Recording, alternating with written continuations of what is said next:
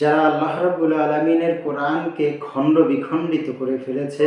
যারা আল্লাহ রাব্বুল আলামিনের কোরআনের কিছু অংশ মানে কিছু অংশকে এড়িয়ে চলবার জন্য চেষ্টা করে, যারা আল্লাহ রাব্বুল আলামিনের কোরআনের কিছু কিছু হুকুম আহকামকে গোপন করবার জন্য চেষ্টা করে, সেই সকল লোকদের সম্পর্কে আল্লাহ সুবহানাহু ওয়া তাআলা বলতেছেন, আল্লাযী জাআলুল কুরআনা ইযিন, যারা আমার কোরআনকে খণ্ড বিখণ্ডিত করে ফেলেছে, ফাওয়া রব্বিকা, হে রাসূল আপনার রবের কসম, লানাসআলান্নাহুম আজমাইন, আমি তাদেরকে অবশ্যই জিজ্ঞাসাবাদ করব, আম্মা কানু ইয়ামালুন, তারা কোন কাজে অভ্যস্ত ছিল। এই জন্য সম্মানিত ভাইয়েরা, আমাদের ভিতর থেকে যারা আল্লাহ রাব্বুল আলামিনের কোরআনের পরিপূর্ণ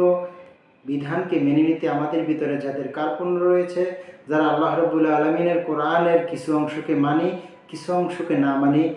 বিশেষ করে আলেমদের ভিতর থেকে যারা আল্লাহ রাব্বুল আলামিনের কোরআনের প্রত্যেকটি হুকুম আহকামকে মানুষের মাঝে প্রচার করতে যারা দ্বিধাবোধ করি, তাদের সম্পর্কে আল্লাহ রাব্বুল আলামিন জোরালোভাবেই সতর্ক বানিয়ে দিচ্ছেন যে আমরা যদি কোরআনের কিছু অংশকে গোপন করি, কিছু অংশকে এড়িয়ে চলি, আল্লাহ রাব্বুল আলামিনের কোরআনকে যদি খণ্ড বিখণ্ডিত করে ফেলি, তাহলে কিয়ামতের ময়দানে আল্লাহ রাব্বুল আলামিন অবশ্যই আমাদেরকে জিজ্ঞাসাবাদ করবেন। আর আল্লাহ রাব্বুল আলামিনের জিজ্ঞাসাবাদে যদি আমি সম্পৃক্ত হয়ে যাই, তাহলে আমার জন্য অপমান জিল্লতি ছাড়া আর কোনো উপায় থাকবেন না। এই জন্য আসুন আমরা সকলেই সতর্ক হয়ে আল্লাহ রাব্বুল আলামিনের কোরআনের পরিপূর্ণ